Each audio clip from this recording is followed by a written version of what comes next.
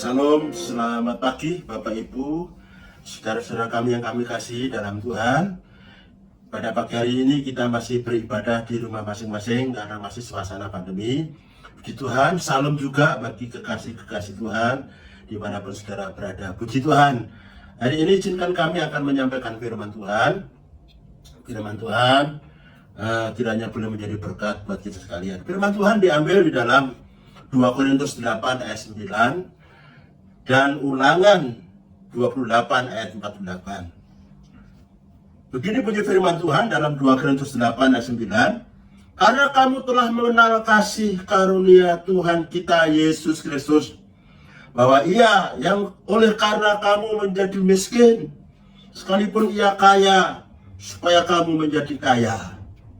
Ulangan 28 ayat 48 begini bunyi firman Tuhan. Maka dengan menanggung lapar dan haus, dengan telanjang dan kekurangan, dan akan segala-galanya, kau akan menjadi hamba kepada musuh yang akan disuruh Tuhan melawan engkau.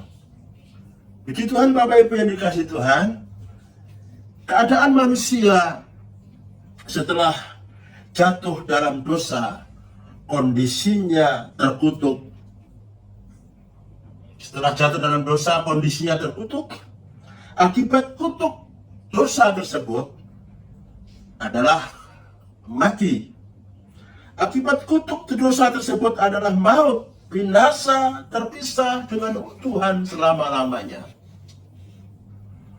Akibat kutuk tersebut, kutuk dosa tersebut, Bapak Ibu sekalian, maka penderitaan harus dihadapi oleh kehidupan manusia.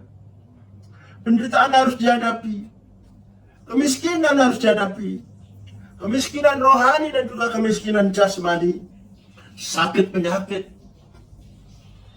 musibah dan bencana terus-menerus dialami oleh manusia di muka bumi ini. Oleh karena kutuk dosa, akibatnya adalah tekanan, kejahatan, peperangan, kejahatan teroris terus terjadi di abad-abad ini. Akibatnya terjadi luar biasa. Banyak lagi macam-macam penderitaan. Belum juga rasis. Kita punya negara Indonesia terdiri dari berbagai-bagai suku bangsa. Tapi bersyukur oleh Bhinneka Tunggal Ika sekalipun berbagai-bagai suku bangsa dan bahasa, kita adalah satu. Puji Tuhan, biarlah Bhinneka ini terus eksis di negara yang kita cintai. Jadi Bapak Ibu sekalian, kondisi manusia setelah jatuh dalam dosa, kondisinya sangat miskin dan tanpa pengharapan, tanpa kepastian.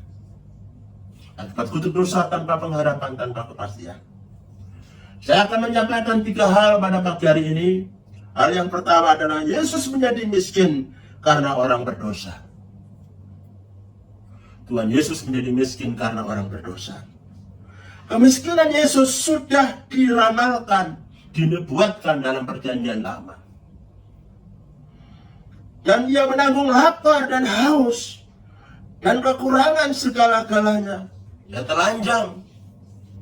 Itulah kemiskinan Yesus dalam perjanjian lama, telah dinubuatkan, diramalkan. Nubuat telah digenapi ketika Ia mati di atas kayu salib. Ketika Yesus mati di atas kayu salib, nubuat penderitaan dan kemiskinan Yesus yang menanggung kemiskinan umat manusia itu digenapi. Ia menanggung dosa umat manusia. Saat itulah Yesus menjadi miskin. Ketika Yesus menanggung dosa umat manusia, saat itulah Yesus menjadi miskin. Saat itulah Yesus menjadi miskin. Yesus haus, Yesus lapar, Yesus telanjang, bulat. Pada waktu disalib, pakaiannya ditelanjangi oleh tentara-tentara Romawi, tentara Italia, serdadu-serdadu Italia, dan pakaiannya dibuat undian. Yesus betul-betul miskin, terhina, dipermalukan, Bapak Ibu sekalian. Bahkan tempat kuburan pun adalah pemberian. Kuburan tempat Yesus untuk dikuburkan ketika Dia mati disalib, itu pemberian dari seorang yang bernama Yusuf Arimatea.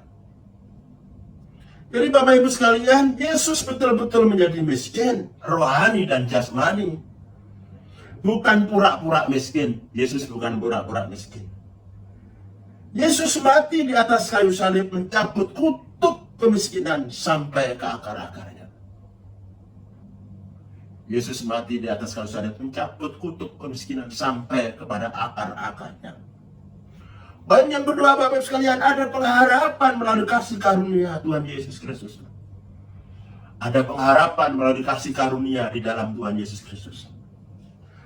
Yaitu pengharapan karena kutuk kemiskinan kita telah dicabut sampai ke akar-akarnya melalui kematiannya di atas kayu salib. Itulah pengharapan bagi kita Bapak Ibu sekalian. Karena kutuk telah dicabut sampai ke akar-akarnya, giliran kita telah menerima berkat Abraham. Janji berkat Abraham. Tuhan berjanji kepada Abraham, olehmu engkau diberkati dan olehmu semua bangsa akan menerima berkat. Dan berkat itu digenapi melalui kematian Tuhan Yesus Kristus. Jadi untuk segala bangsa berkat Abraham itu digenapi.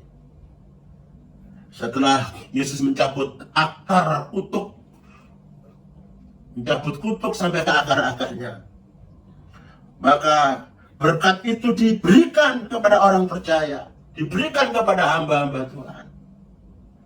Dan Roh Kudus yang membagi-bagikannya janji berkat itu kepada gerejanya, setiap orang yang percaya, melalui kasih karunia di dalam Tuhan Yesus Kristus. Bapak yang dikasih Tuhan Yesus, Yesus menjadi miskin supaya kita menjadi kaya. Jadi dalam pembacaan firman Tuhan, Ia yang kaya menjadi miskin supaya kita menjadi kaya oleh karena kemiskinannya, oleh karena kekayaan. Kita menjadi kaya. Yang kaya menjadi miskin supaya kita menjadi kaya. Karena Yesus telah menjadi miskin, mencabut kutuk kemiskinan sampai ke akar-akarnya.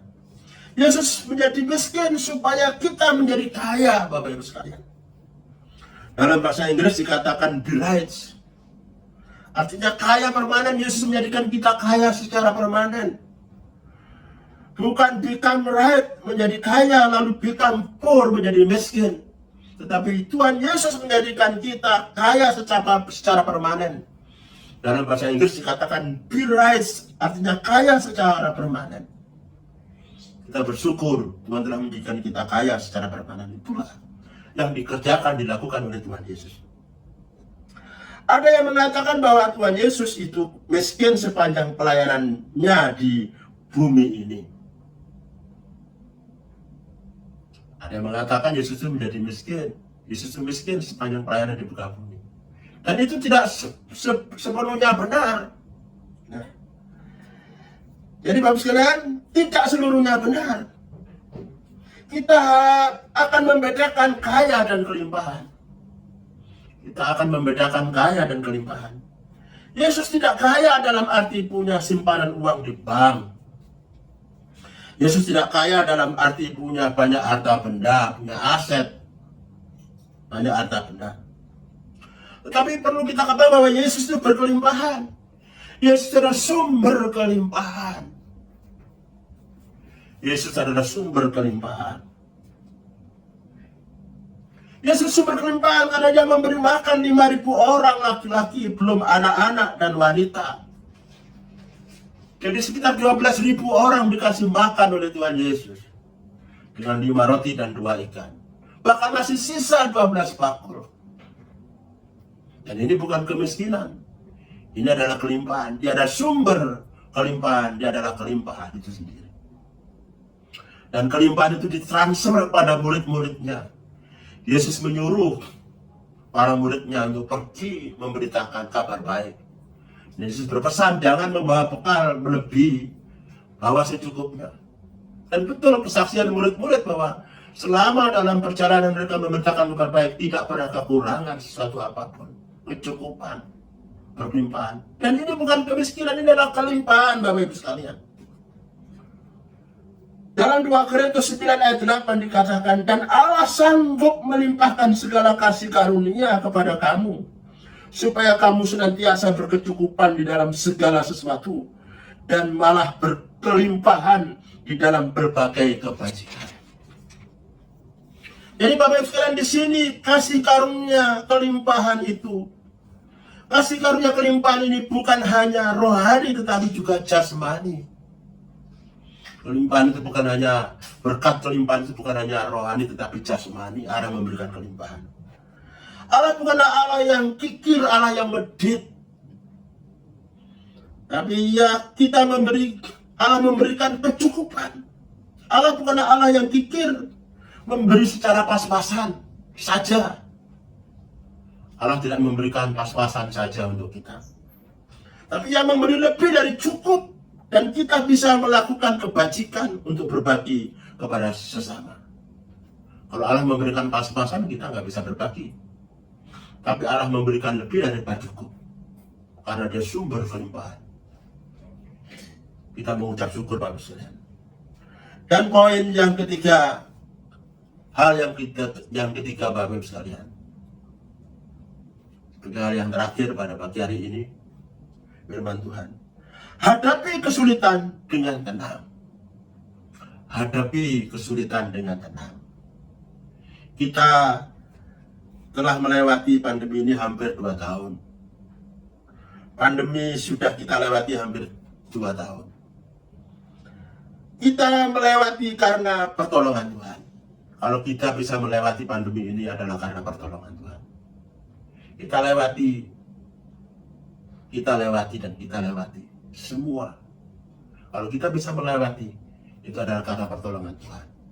Sebagai orang percaya, kita punya pendapat seperti ini. Kita punya konsep seperti ini, bahwa kalau kita bisa melewati masalah-masalah yang kita lewati, adalah karena Tuhan selalu menolong kita. Jadi hadapi segala kesulitan dengan tenang. Tuhan telah menjadikan, janji firman Tuhan telah menjadikan kita kaya kelimpahan secara permanen. Tuhan telah menjadikan kita kaya secara permanen. Begitu Bapak sekalian, kita percaya janji Tuhan. Jangan pasif, tetapi aktif. Mari kita aktif. Dan Bapak Ibu sekalian, kita harus rajin, tidak boleh malas. Kita harus rajin, tidak boleh malas. Rajin bekerja. Alkitab mengatakan orang yang malas akan menjadi miskin. Alkitab firman Tuhan, orang yang malas akan menjadi miskin. Jadi Bapak sekalian, kita harus rajin bekerja. Alkitab juga mengatakan orang yang tidak bekerja tidak boleh makan.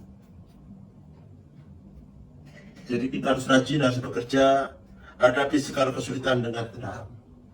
Yesus pada waktu menghadapi goncangan apapun dalam pelayanannya, Dia selalu tenang. Tidak ada satupun yang dapat menggoyangkan Tuhan Yesus. Dia selalu selesaikan dengan tenang. Itu luar biasa. Dia ada Allah yang kaya, rela menjadi miskin. Oleh kemiskinannya kita menjadi kaya. Kita jadikan kaya secara permanen. Jadi Bapak sekalian, kita harus tenang dalam menghadapi kesulitan. Kalau kita tenang, kita bisa berdoa. Kalau kita tenang, kita bisa berdoa. Dan saya percaya Allah Roh Kudus akan memberikan hikmat kepada kita. Allah akan memberikan hikmat kepada kita. Ada ide-ide baru, ada kreatif yang membawa dampak berkat dan pemeliharaan Tuhan. Ada ide baru, kita bisa kreatif, ada ide-ide baru yang kreatif, yang berdampak pemeliharaan dan berkat-berkat Tuhan. Tidak ada barang mustahil bagi orang yang berpegang kepada janji Tuhan. Tuhan Yesus menolong kita. Kematiannya di kayu salib, Ia katakan sudah selesai. Yesus menolong kita. Ketika Dia mati di kayu salib, Dia katakan sudah selesai.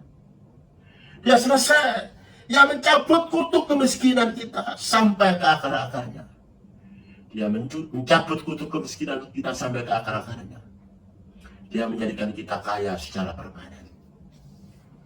Bahkan Dia memberikan warisan kita sebagai anak-anak, kita sebagai ahli waris. Dia berikan segala-galanya. Dan pemberiannya luar biasa. Dia bukan hanya memberi kebutuhan-kebutuhan, kelimpahan secara jasmani dan secara rohani. Bahkan Dia memberi hidupnya, Dia memberikan nyawanya, Dia memberikan seluruh hidupnya bagi kita. Dia adalah sumber kelimpahan. Itu jaminan bagi kita gereja Tuhan. Ya. Bapak Ibu sekalian, yang mencabut kutuk kemiskinan sampai ke akar-akarnya. Kita percaya kelimpahannya sanggup memelihara kita. Kelimpahannya jaminan bagi kita cukup. Mari kita tetap semangat. Kita berserah kepada Tuhan. Kita berdoa, kita bersyukur. Mari kita berdoa. Bapa di surga, kami mengucap syukur pada pagi hari ini. Tuhan, bila janji-Mu kepada gereja-Mu, kepada umat-Mu, kepada anak-Mu, Engkau mencabut kutuk sampai kepada akar-akarnya. Engkau mencabut kutuk kemiskinan sampai ke akar-akar. Kami mengucap syukur. Engkau berjanji kepada kami. Engkau menderita bagi kami. Engkau berjanji memelihara kami. Kelimpahan-Mu lebih daripada cukup, Bapa di surga. Banyak pergumulan kesulitan yang dihadapi orang-orang beriman gereja Tuhan. Tapi melalui firman-Mu pada pagi hari ini, kami percaya karena Engkau sudah mencabut kutuk kemiskinan sampai ke akar-akar. Kami orang-orang yang dipelihara Tuhan. Kelimpahan-Mu lebih dari kami untuk memelihara gereja-Mu, hamba-hamba-Mu orang-orang. Kami tetap percaya firman-Mu. Kami memandang, kami berharap kepada dalam Tuhan. Kami tidak berkurang satu pun. Terima kasih. Berkati semua jemaat. Berkati tugas. Terima kasih. Dalam nama Yesus, hamba berdoa dan